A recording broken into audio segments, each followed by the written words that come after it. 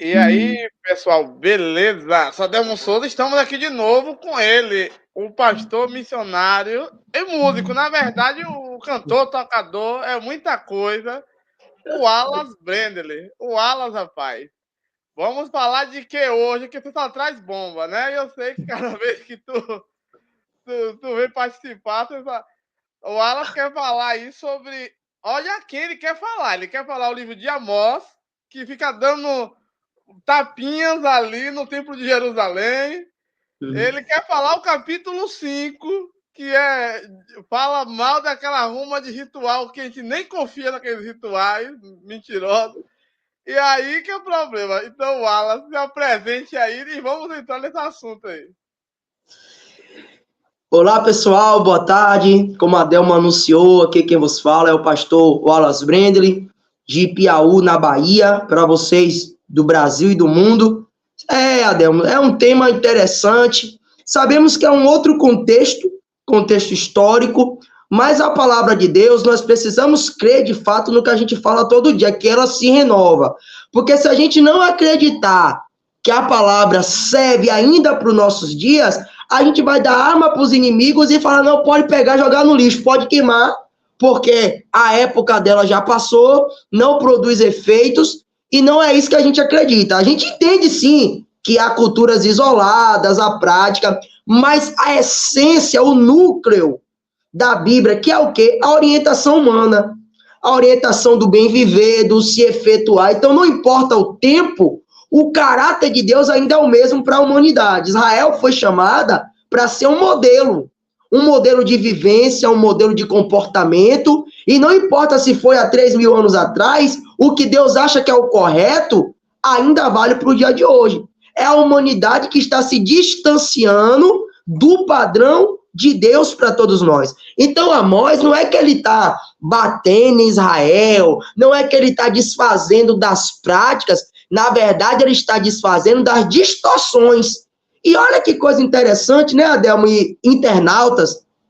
Estamos em um século que o que mais tem é a distorção das práticas cristãs, dos conceitos, dos preceitos, daquilo que se é justo, que se é moral, o que é o verdadeiro sacrifício, não um sacrifício ali, meia boca, mas o que nós temos que sacrificar de fato a Deus, né? O sacrifício foi extinto, o sacrifício modelo, sim, mas o essencial, né, para não alongar minha apresentação, isso ainda é uma apresentação, Adelmo, você sabe que tem a lei e tem o chamado espírito da lei.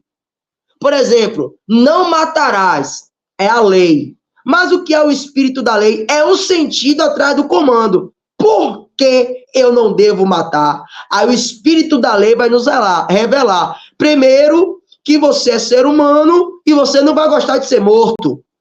O que dói em você também dói nele. Então está se assumindo o quê? Uma humanidade compartilhada entre ambos. Segundo, porque vocês são imagem e semelhança de Deus. Ao eliminar o teu próximo, você não só está eliminando o teu semelhante, mas a assinatura registrada de Deus na terra. Olha como é diferente a lei e o sentido da lei, que é o seu espírito. Então são coisas como essa que Amós ele vai bater. Não adianta só sacrificar. Qual é o sentido disso? E qual é a maneira correta de alcançar a finalidade que Deus entregou para a gente? É coisa por aí, né? Vamos lá, Adelmo. Siga. É verdade.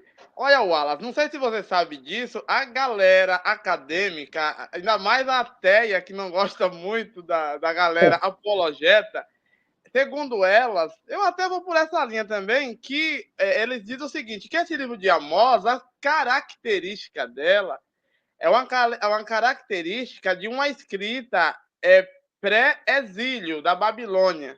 Ele não tem aquelas firulas, tipo o livro de Isaías, que fala de um jeito, depois muda um pouquinho, depois vem messianismo, depois vem um monte de coisa. Ele vai em uma linha única.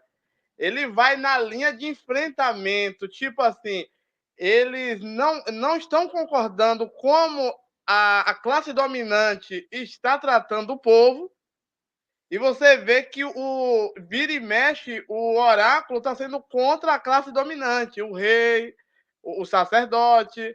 né? E é essa que é a questão. Mas vamos lá. Uma coisa interessante aqui que a gente vai reagir, que é esse capítulo 5 de Amós. Porque, assim, vou lembrar aqui para os internautas, porque, assim, a turma quer que fique lendo uma cartilhazinha dos pais da igreja, não sei o quê. A gente não vai fazer isso aqui, não é canal apologético. Então, o que é que acontece? E também a gente não vai ficar com besteira, não bateu com a teoria científica, nada disso. A gente vai ler, que é o correto, ler o que está acontecendo dentro do texto. E esse texto de Amós, ele é dividido em várias questões. Ele tem ali Deus lançando juízo, indo de encontro, Deus está ali revoltado com situações que estão acontecendo. Então, é essa a questão.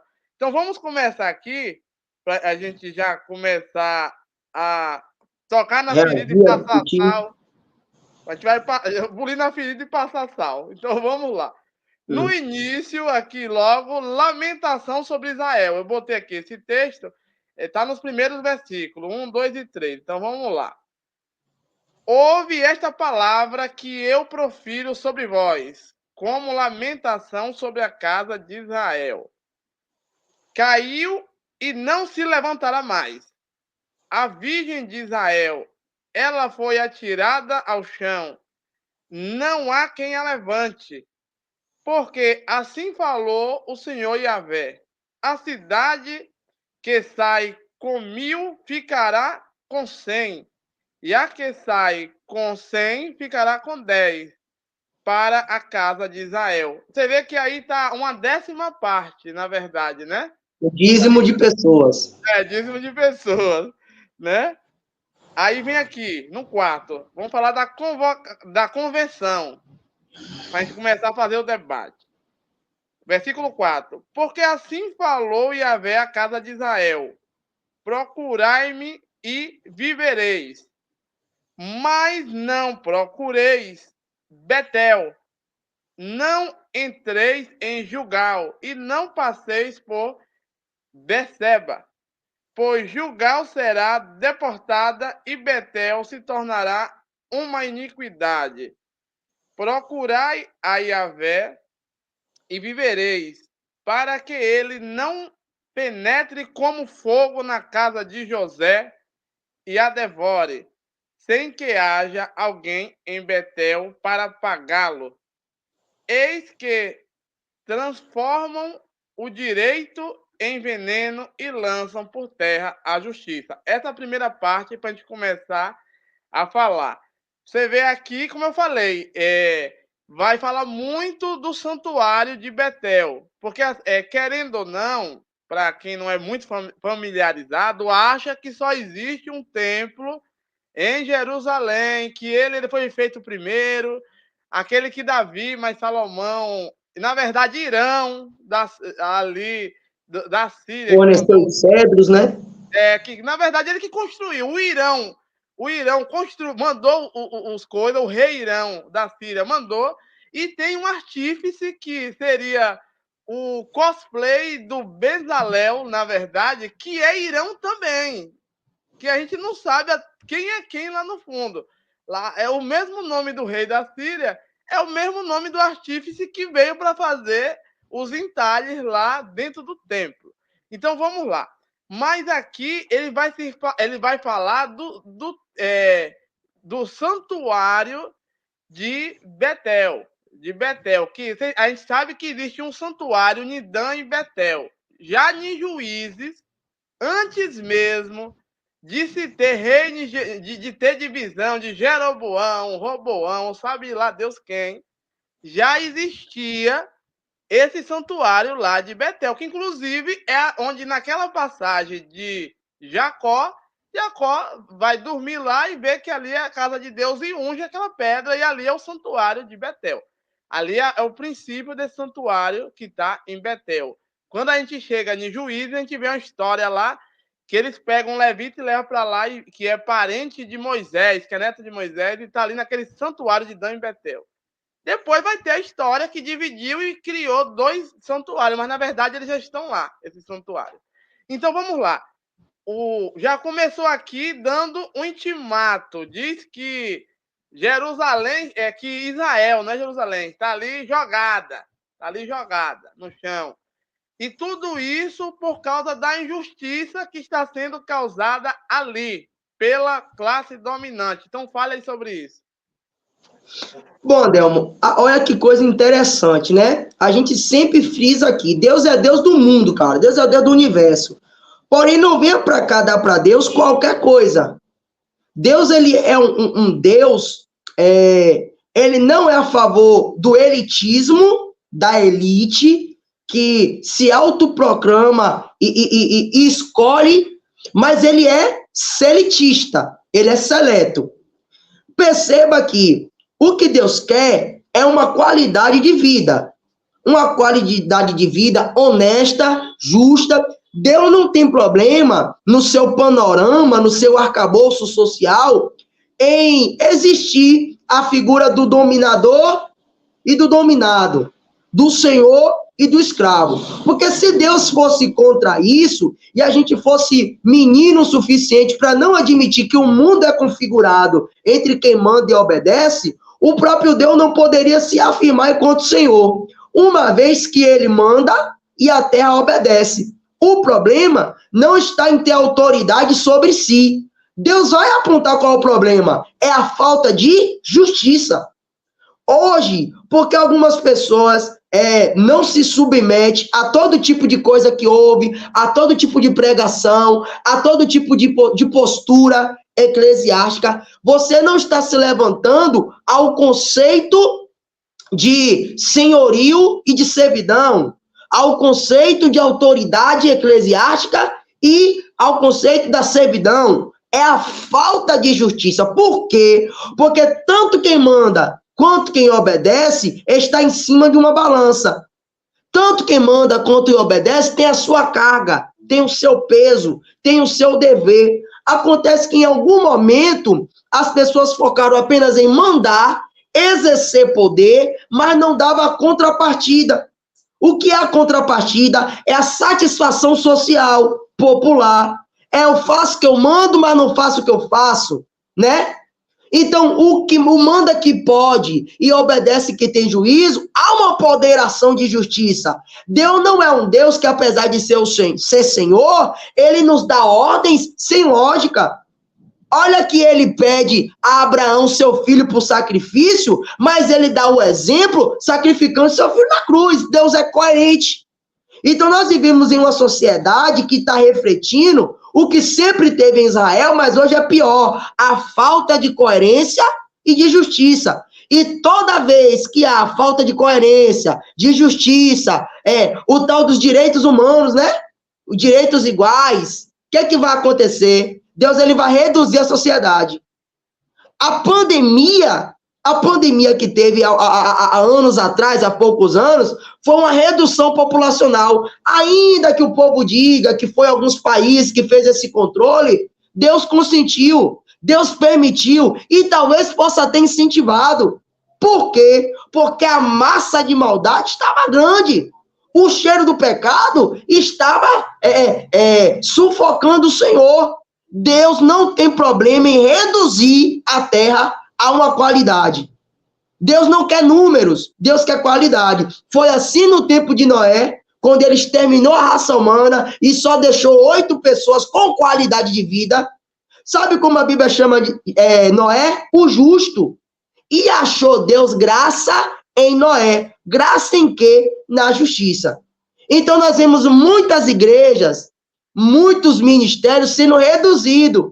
E as pessoas pensam que é porque o povo está pecando, é porque o povo não quer nada com a igreja. Não, essa redução é natural. Enquanto algumas arestas não forem apontadas, enquanto algumas bases não forem firmadas verdadeiramente, enquanto não houver um tratamento isonômico justo entre os que comandam e os que obedecem, vai haver redução. Então Deus não tem problema em reduzir. O princípio não está sendo seguido, a base não está sendo restabelecida, então é um panorama bem atual e por isso que eu quis discutir com você essa situação. Mas pega a bola aí, porque você vai tratar do cenário contemporâneo. Olha, você falou uma coisa interessante de quem domina e quem é dominado. Uma coisa interessante que eu me lembrei, a família russa Romanov, que antes ela comandava ali na Rússia, antes daquela revolução, que eu acho que trocaram 6 por meia dúzia, mas tinha ali a família que comandava. Você vê que eles oprimiram tanto o povo que o povo mesmo sabe, assim, na esperança tola que vai mudar tudo, mas eles quiseram dar um basta naquilo tudo, e você vê que teve aquela revolução lá na Rússia, né? Aquela revolução tirou aquela família ali do poder, né? A família Romanov. Porque, assim, às vezes a sociedade ela chega a um certo ponto que o opressor, não, a pessoa que está em comando na liderança, ela deixa de ser o comandante e vai ser o opressor, porque o líder, o verdadeiro líder é aquele que o povo ouve e quer seguir. Quando você O obriga, condutor. quando você obriga, você não é líder. Você não é líder, você tá usando um braço estatal, está usando alguma coisa, o peso da lei, entre aspas, ainda mais essas leis como a nossa do Brasil, que nem balança tem mais, só tem a espada. Você vê que Só espada. a lei do Brasil é tão sem vergonha que nem tem mais balança nenhuma, já para ninguém cobrar igualdade. Não, pega, pica, espada e acabou. Então, o que é que eu lembrei disso? Eu lembrei de uma brincadeira que a gente ouvia quando era criança, né? Uma brincadeira que falava assim: Bento que Bento é o frade. Aí o povo respondia: frade, na boca do forno. Aí o povo: forno. Tudo que seu mestre mandar, aí o povo: faremos todo. E se não fizer, levaremos bolo. Então, o que é que acontece? Na verdade, eles nos tratam assim, eles querem que sejamos um gado que tudo que o mestre mandar a gente faz, senão a gente vai levar chumbo, vai levar fumo. Esse que é o problema da sociedade hoje e que eu vejo que esse cenário aqui do Amós, Amor. que é um cenário apocalíptico, por que não? Verdadeiramente apocalíptico, ele mostra isso aí. Essa questão da injustiça. Agora eu vou continuar lendo aqui, ó. A partir do 8. Ele que faz as Pleiades e o Órion, que transforma as trevas em manhã, que escurece o dia em noite, que convoca as águas do mar e despeja sobre a face da terra. Yahvé é o seu nome. Ele faz cair devastação sobre aquele que é forte, e a devastação virá sobre a cidadela. Vou dar uma paradinha nessa parte aqui. Você vê que lá ele falou que os líderes de Israel eles estavam agindo com injustiça, e ele já chegou tipo assim: quem faz as coisas não é vocês, sou eu. É eu que faço isso, eu que vou fazer a devastação. E no final ele fala bem assim: que faz cair devastação sobre aquele que é forte, e a devastação virá sobre a cidadela, sobre os reinos que está ali organizado. A gente vê aí, logicamente, a gente vê que o povo estava sendo oprimido. E eu pego essa situação naquela narrativa de Jeroboão e de Roboão. Você vai ver ali uma narrativa interessante. O seguinte: ali há uma narrativa que quando o Salomão morre, o que é que acontece? O filho dele vai assumir, e quando ele vai assumir, ele vai pedir conselhos à galerinha lá dele, os parceiros dele, os pares dele, e naquela hora ele quer oprimir mais o povo. Ele quer. Se meu pai fez isso, eu vou fazer não sei quantas vezes mais. Se meu pai tomava. Eu não acredito que ele tenha dito isso. Eu acredito que o povo que estava ali, já revoltado com quem estava dominando, sei lá quem estava dominando ali na época, aquele povo ali realmente não queria mais obedecer àquela liderança, porque aquela liderança já não estava sendo legítima. Houve um anarquismo, digamos assim, a galera se revoltou contra. Então, vamos supor que eu esteja considerando ali a narrativa direto. Então, aquela figura de Roboão é justamente isso. É aquele rei que não estava sendo mais legítimo, que não estava representando o povo sofreu, passou fome, foi chicoteado, mas chegou um momento que sufocou o povo e todos agora foram contra ele. E tudo isso aqui você percebe que, segundo a narrativa de Amós, é Deus que deixou fazer. Eu disse que ia vir agora aflição sobre a cidadela, porque é ele que quer que faça isso. E engraçado que o povo tem um enjoozinho, quando a gente fala isso, eles não querem ouvir. Vocês têm que entender que na Bíblia, na figura anti-exílio, antes de ter sido para o exílio da Babilônia, Deus fazia tudo, e Deus não tem vergonha de dizer isso, não. Sou eu que estou fazendo mesmo. Eu faço chover, faço dar sol, eu que mandei aquela praga, eu que mandei a cura, eu mesmo que estou fazendo tudo, é Yahvé que está fazendo. Porque a turma, nessa historinha de não querer dizer que Deus não pode fazer nada disso, porque Deus está indo contra a natureza, ele sabe lá a natureza de Deus, ninguém sabe de nada, Deus falou para a pessoa qual é a natureza dela. A natureza de Deus é que Deus é o poderoso, onipotente, acabou. O Criador não tem esse negócio de ficar as pessoas em debate dizendo, mas é porque a natureza de Deus é essa. Não, ele não falou isso, não. Ele falou que quando ele quer fazer, ele manda. E acabou. Vai um espírito ali, engana. Quem é que vai falar pro povo? Eu vou. Aí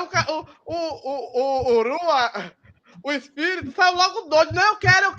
Não deixa ninguém, não. Eu que tenho que ir lá. É para enganar esse povo? É eu mesmo que vou. Pode deixar que o serviço eu faço. Vou continuar lendo aqui para você comentar. Ó. Aí eu falei essa questão que Deus vai trazer ameaça para a cidade. As ameaças. Eles odeiam aquele que repreende a porta e detestam aquele que fala com sinceridade. Por isso, porque oprimes o fraco e tomas dele um imposto de trigo, construíste casas de cantaria, mas não habiteis. Plantaste vinhas esplêndidas, mas não bebeis do seu vinho. Pois eu conheço vossos inúmeros delitos e vossos enormes pecados. Eles hostilizam o justo, aceitam suborno e repelem os indigentes à porta. Por isso, o sábio se cala neste tempo, porque é um tempo de desgraça. Então, quero que você fale sobre isso. Aqui está falando aquela questão, que o povo tem várias casas. Quem está dominando tem a casa de inverno, de verão, mas ninguém mora. Só está ali de enfeite. Tem várias comidas, várias lavouras, perde tudo e o povo passa fome. Fala sobre isso aí, Vala. Certo. Manter esse ponto aí, eu só quero voltar um pouquinho no que você falou. Em uma das lives que eu fiz recentemente, eu gosto muito do livro O Leviatã, de Thomas Hobbes. Eu sou hobbesiano, hobbesiano assim, eu nunca me aprofundei, mas quando a gente estuda ciência política, rapidinho, Thomas Hobbes, ele vai falar do estado de natureza.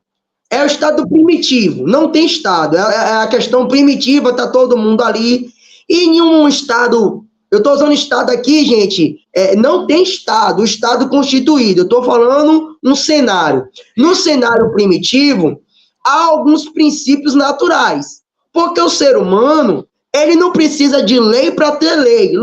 Deus já gravou na alma e no coração do ser humano, na consciência, alguns estatutos morais. É por isso que em Apocalipse fala que quem não teve lei, sem lei vai ser julgado, não tem problema. Porque o povo pensa assim, quer dizer que se não pregar para o indígena ou a pessoa selvagem, que nunca teve acesso com o homem branco, como eles falam, não vai poder ser lançado para o inferno. Não, vai sim. Porque, embora não tinha uma lei escrita, mas o sol, a lua, toda a natureza revela que há um Deus. Deus, ele se revela de várias formas, não é só pela forma escrita, como também não é só pela forma oral. Tudo que existe dá conta da existência de Deus. E se você não se atentar a isso e não se apegar à verdade que a natureza está passando, você vai ser condenado sem o conhecimento formal. Deus é Deus para ser Deus com formalidade ou sem formalidade. No estado natural, já que tinha esses princípios dentro da alma do ser humano, qual é a maior proteção? A vida. É aí que surge a questão, o homem é o lobo do homem.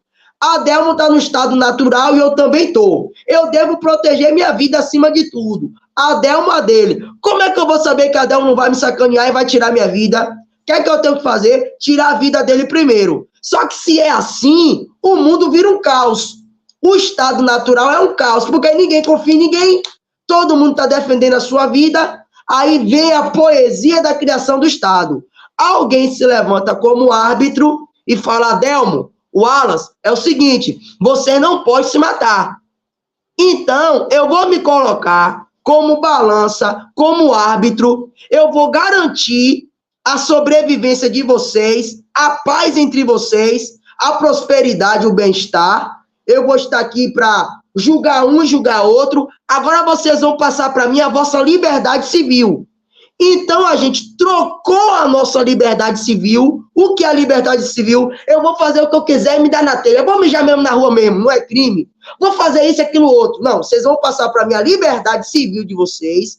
E, em troca, eu vou garantir a convivência, o bem-estar, o desenvolvimento.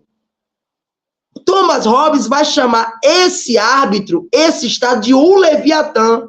Por quê? Porque uma vez que você dá ao Leviatã o poder, ele se torna terrível, ele tem poder sobre você, ele pode lhe matar se você transgredir. E quem é que pode ir contra ele?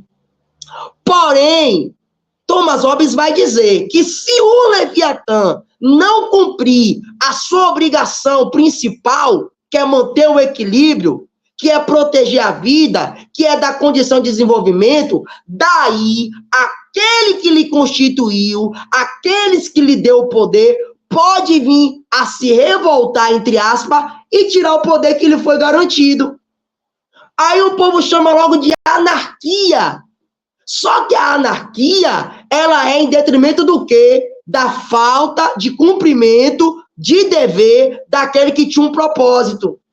Então, Israel, quando você falou que Deus permitiu mesmo, porque se Israel tinha o dever de obedecer, de seguir, os seus magistrados tinham o direito de garantir, o dever de garantir. Estavam garantindo alguma coisa? Não. Então, estava sentado no poder para quê? Inutilmente? À toa? Então, o Leviatã, esse monstro terrível, ele acaba se esquecendo que, embora ele seja um monstro, ele nasceu da vontade coletiva de um povo.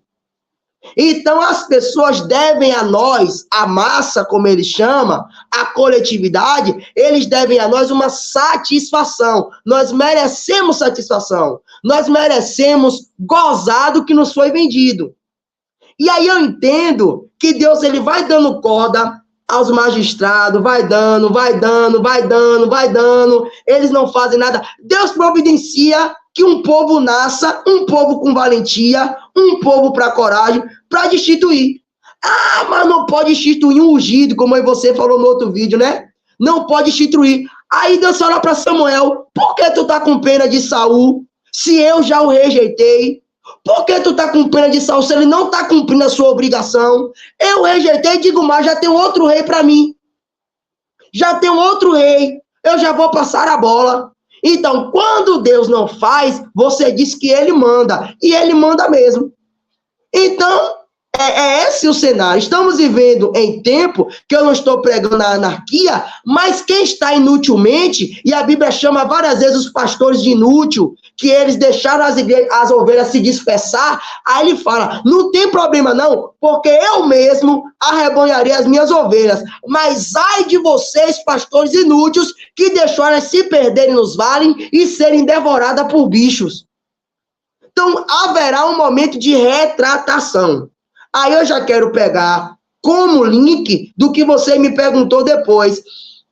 As pessoas que têm o seu dever, têm o seu empoderamento, é o Leviatã, foi constituído, é o grande monstro. pode devorar todo mundo, a liberdade e o desejo de todo mundo está na mão dele.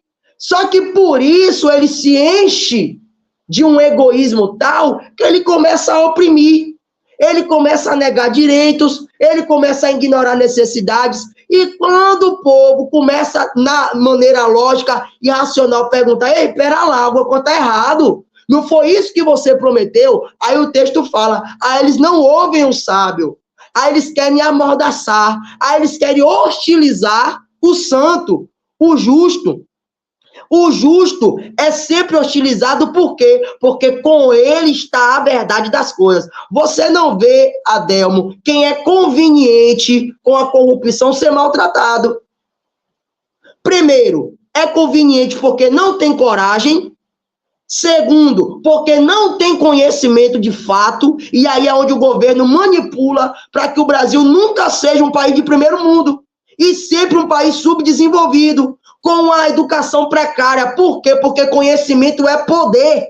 E a Bíblia já falou isso. Meu povo perece por falta de conhecimento. Então nunca haverá um Brasil plenamente educado, um Brasil plenamente satisfeito na educação, porque não é do interesse que haja um Brasil assim. Porque no momento em que todo mundo tiver condição de acessar o seu direito, de recorrer aos mecanismos oficiais, legais, de ter o mecanismo de dizer o que é certo ou errado, acabou quem está no poder.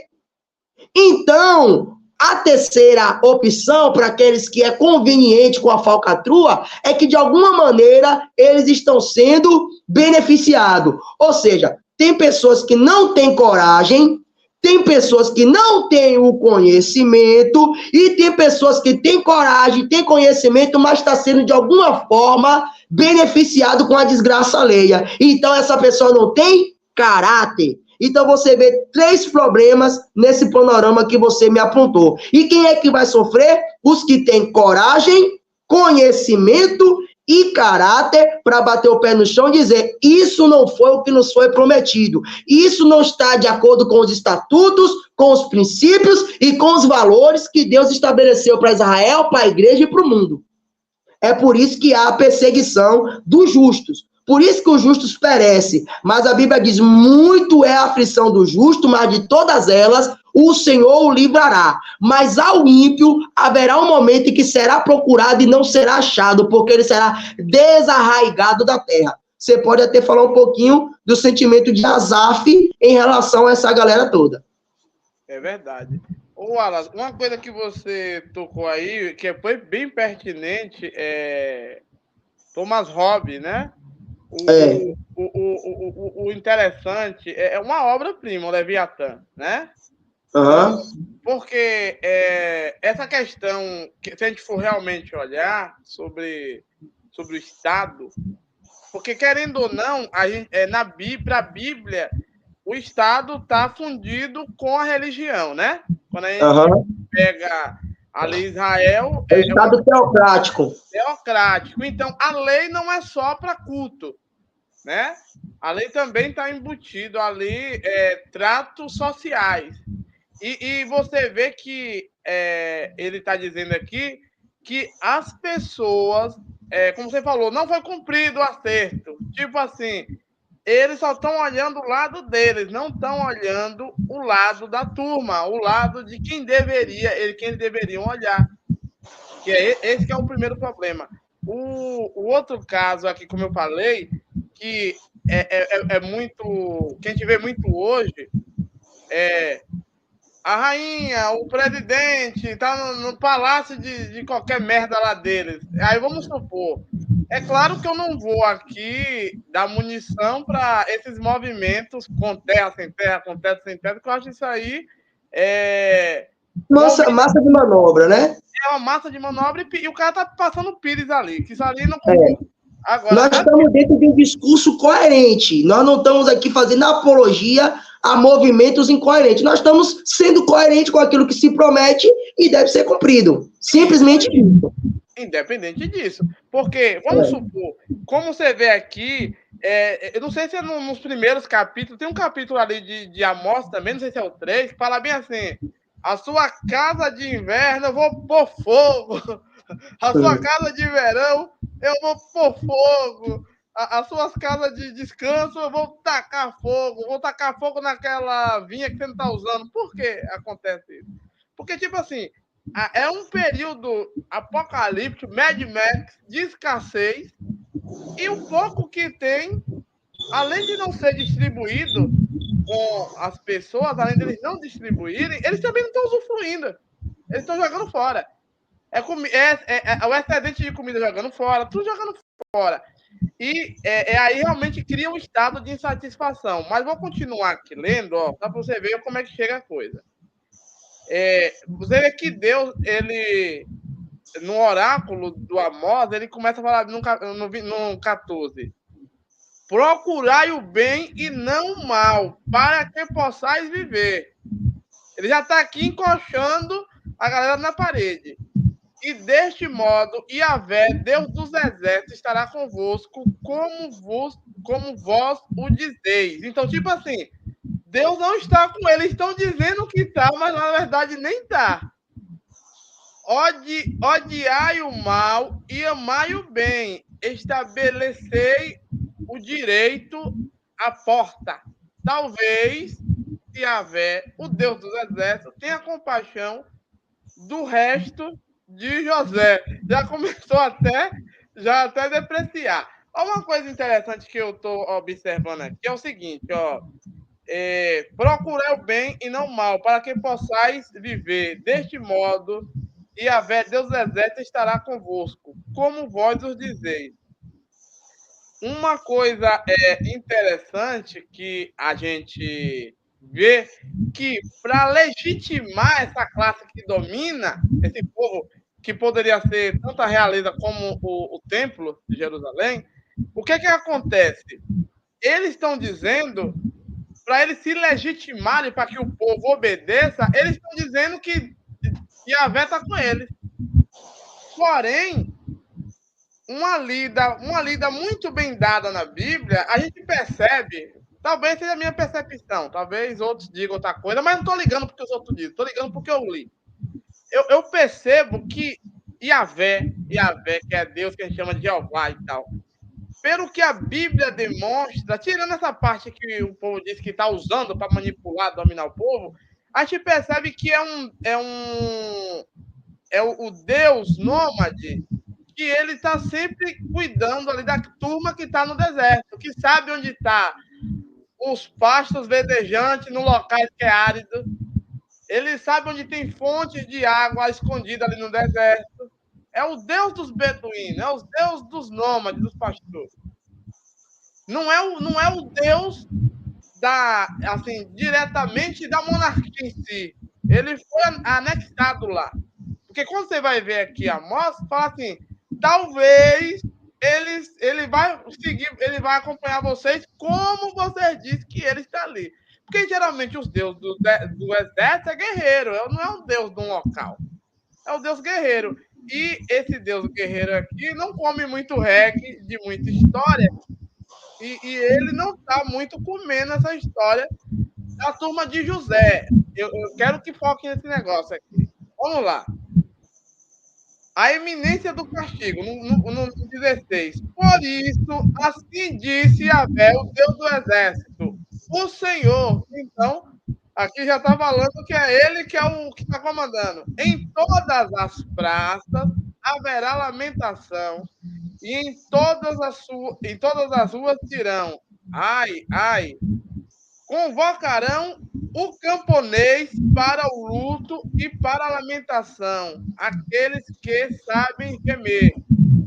E em todas as vinhas haverá lamentação, porque passarei no meio de ti, disse Yahvé.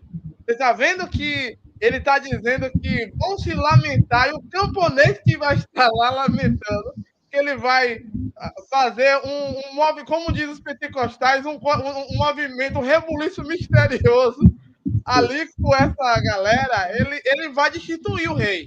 Resumindo o que eu estou vendo aqui, ele vai destituir o rei. Se for Israel, vai mandar para o exílio da Síria. Então, é uma coisa interessante, mas tudo isso aqui está intrínseco nessa situação, que eles estão oprimindo. Eles estão ali para garantir os direitos e os deveres dos cidadãos. Na verdade, eles estão tirando os direitos e os deveres. E esse oráculo aqui, muito corajoso de Amós, e se a gente for voltar a outros capítulos e outros passados, você vai perceber que Amós não está uma galerinha de Jerusalém e um rei de Israel vai lá e fala assim, vai para Jerusalém, vai que lá que é o lugar dessas coisas. Ele fala, não, eu não sou dessa turma aí não, dessa laia não. Eu não sou os profetas de Jerusalém, de Judá, não. Eu vim falar com você e eles também estão errados. A gente vai perceber muito bem isso aí. Esse daqui é um tipo de profeta do povo. É um profeta que foi levantado pela indignação, como ele estava vendo, como o povo estava sendo tratado pelas autoridades que estavam se dizendo representante de Deus, que na verdade não era porcaria nenhuma. Aí é rapidinho. Agora aqui, Wallace, vai entrar na questão do dia do Senhor. Nas igrejas, ele faz o romantismo. O dia do Senhor é um dia que vai ter um monte de gente de branco cantando, os grandes corais gospel, vendo quem grita mais, quem faz melhor acorde. E lá no fundo, na Bíblia, nesse livro de Joel, no livro de Amós, nos livros desses camponeses, o dia do Senhor não tem nada a ver com isso. O dia do Senhor é Mad Max, é o apocalipse baixando na terra. É um dia em que a turma está passando por aflição. E aqui fala o seguinte, versículo 18. Ai daqueles que desejam o dia de Yahvé, o dia de Jeová, para que vos servirá o dia de Yahvé? Ele será de trevas e não de luz. Como alguém que foge de um leão e um urso cai sobre ele. Ou quem entra na casa e coloca a mão na parede e vem uma serpente e morde. Não é o dia de Yahvé trevas e não de luz? Sim, ele é de escuridão, sem claridade.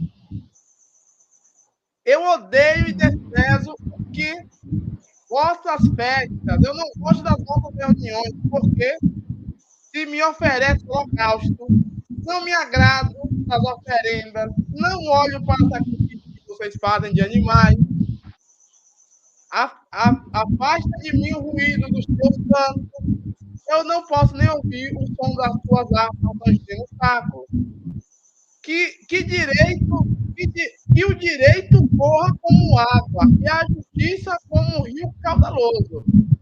Por acaso ofereceste-me sacrifício e oferenda no deserto? Durante 40 anos, ó casa de Israel. Vocês carregastes Sacute, o vosso rei, e a estrela do vosso Deus, Efão, Caivã, imagem que fabricaste para vós. E eu vos deportarei para além de Damasco, disse Yahvé, Deus do deserto. Então, a gente já percebe que é o reino do norte que está falando, e a gente percebe que Deus está dizendo que nunca pediu sacrifício para ninguém. Eu tenho nojo daquele sacrifício que vocês estão falando, a cantoria, não pedi. O que eu queria é que vocês fizessem o que é certo e estão fazendo o que é errado. Vocês defendessem o que é direito e estão fazendo o que é errado. Então vai ser o contrário. Você vai fugir do leão, o urso pula em cima de você, vai ser pior. Se você vai entrar na casa no escuro, vai vir uma serpente crau, um bicho peçonhento e vai lhe envenenar. Porque vocês não estão fazendo o que eu quero. Olha sobre esse negócio. Ó, Delmo, é engraçado, né, que Deus ele vai falar, eu não me agrado das vossas assembleias, né, das vossas reuniões.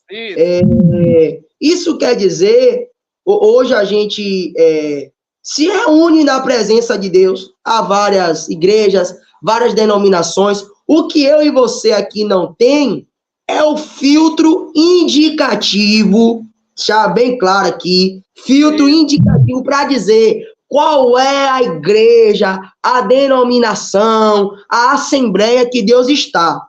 Eu e você não temos esse poder, não temos, porque quem está falando isso está olhando tudo de cima. Isso. Então, assim, nós que estamos embaixo, nós só podemos indagar diante dessa opressão que nós estamos sentindo. Porque se a gente for das 3 classes que eu falei, os que não sabem, os que sabem, mas estão sendo privilegiados, e os que têm medo, a gente não pode dizer qual é o que não é. Para a gente saber mais ou menos o perfil da igreja, da assembleia, do grupo que agrada a Deus, a gente tem que se colocar em primeiro lugar contra o sistema estabelecido.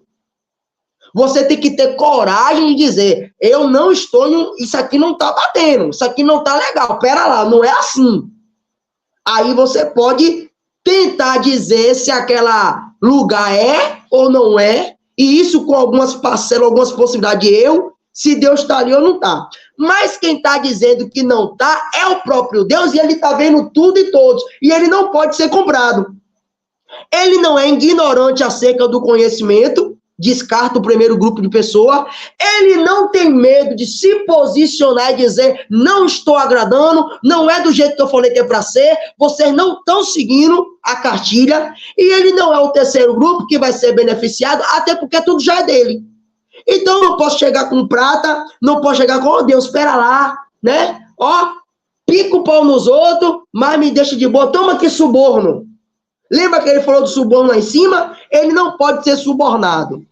Então, assim, aí tem essa questão. Deus, ele não está em todo tipo de lugar como a gente acredita. Nem toda a igreja é a igreja de Deus. Nem toda a assembleia, e aqui eu não estou dizendo específico da denominação, mas olha como a coisa é. Nem toda a assembleia é de Deus. Possa ser a instituição moderna contemporânea, ou o simples fato significativo da palavra reunião, nem toda reunião, nem todo coletivo é de Deus. Muitas das vezes é do homem, e Deus não está lá, e Deus não está se agradando do que está acontecendo lá. Aí essas pessoas, por pensar em questão com Deus e que Deus está se agradando dos seus cultos, das suas oferendas, mas a pergunta é, eles sacrificam mais para Deus ou mais para si? Porque Israel teve 40 anos para poder dar o melhor para Deus. O que foi que eles deu para Deus? Bezerro de ouro, cobra de ouro, isso, aquilo outro. As pessoas passam uma vida toda na igreja, há igrejas centenárias, mas quando você pega o histórico, é mais de escândalo, é mais de oferta para Baal, é mais de conveniência com o mundo do que de fato uma aliança com Deus. Deus está falando, ei, eu não conheço vocês não, vocês passaram 40 anos no deserto, mas não passaram comigo. Eu estive com vocês, mas vocês não esteve comigo. Ó a diferença. Deus pode até estar no meio daquele povo, mas aquele povo não está no centro da vontade de Deus. Passaram 40 anos testemunhando, fogo descendo do céu, que não deixava eles morrer congelado, nuvem que tapava a luz do sol para não morrer queimado. Maná, Deus estava com o povo, mas o povo não está com Deus. É familiar com o cenário contemporâneo? É familiar. Há muitas igrejas que Deus até está lá fazendo milagre, não por causa deles, mas por causa do caráter de Deus. Que isso fique bem claro. Deus cura, mas não é porque o homem merece ser curado.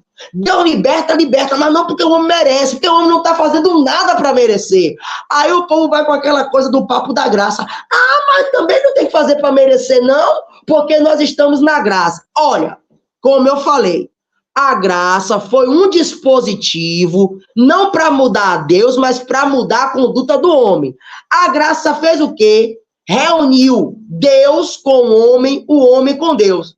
Mas Paulo vai dizer, quer dizer, porque está escrito que aonde abundou a graça, o pecado, superabundou a graça. Aí Paulo fala, quer dizer que para que a graça cresça mais ainda, nós temos que pecar mais? Não é isso. A graça não dá margem para mais pecado. A graça não dá margem para mais erro. A margem não dá graça para mais desvios, para mais corrupção. A graça foi para você sair do mundão para entrar no céu, na caminhada de salvação. Agora, o que você fazer daqui para frente, você vai pagar. Você vai colher. Antes, você poderia dizer, Deus, como é que eu vou te adorar se eu não tenho como me redimir? Aí vem um batismo, né? Aí vem o sacrifício de Cristo. Mas e agora como pessoa remida? Qual é a tua desculpa? E agora como salvo? Ou indo para a salvação, qual é a tua desculpa?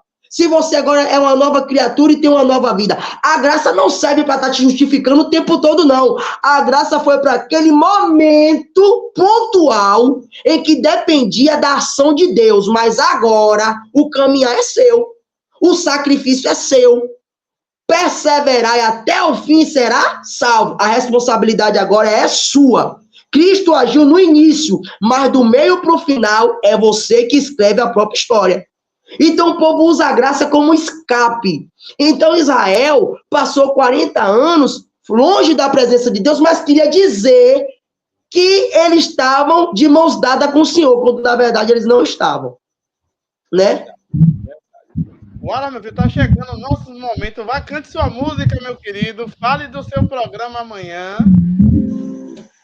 Pois é, pessoal, nós temos um programa ali toda sexta-feira, na Rádio Livre 105,9.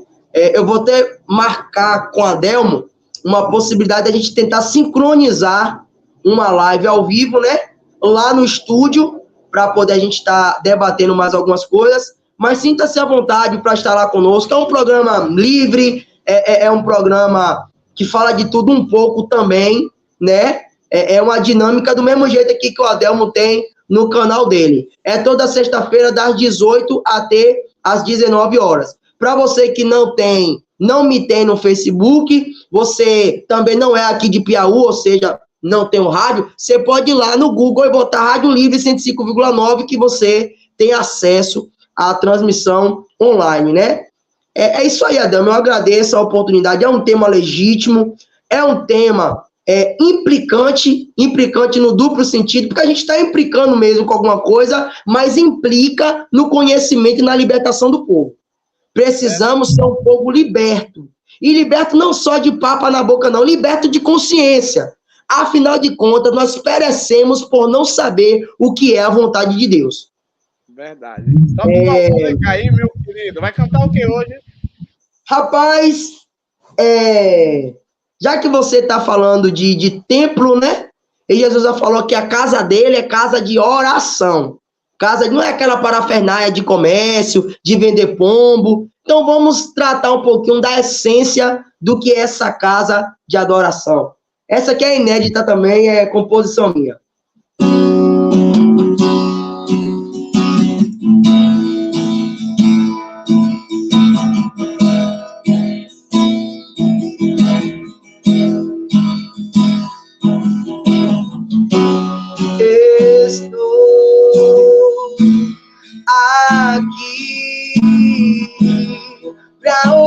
O seu falar, te sentir tocar em mim, sair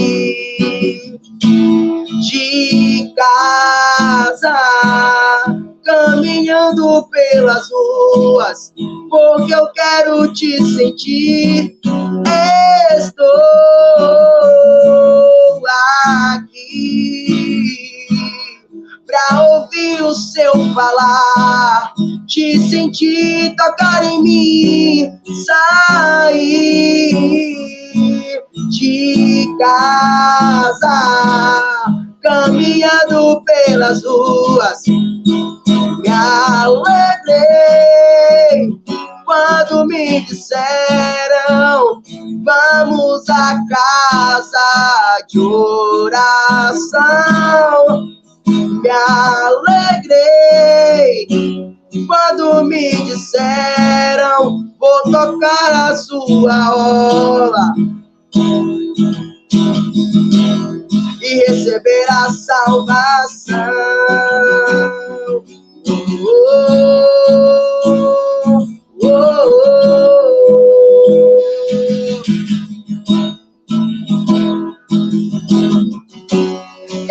Estou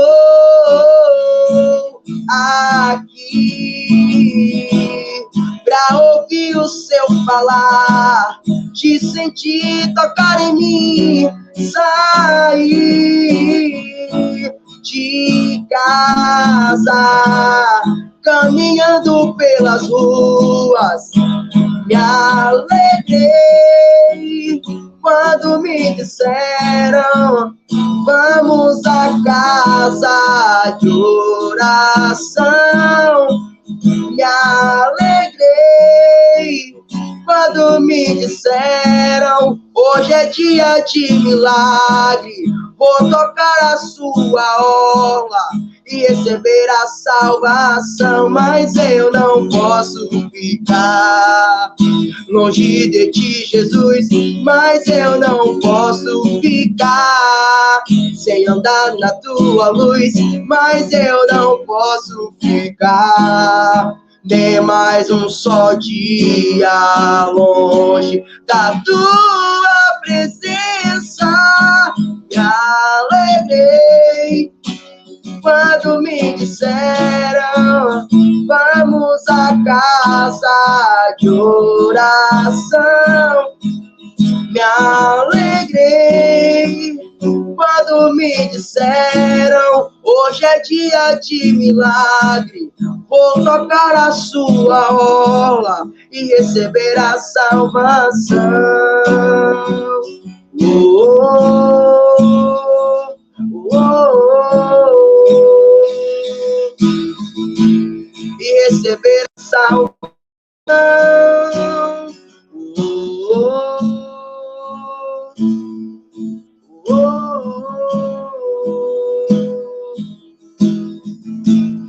E receber a salvação. Pai, você tá cheio de música. O Wallace, já falei que você é o compositor nato, né? Sentou ali e já fez uma música. Quem não sabe, o Wallace tem várias músicas, né? E tá tudo tranquilo aí, Wallace, da câmera. Certo. Pode falar aí. Oi. Tá tranquilo.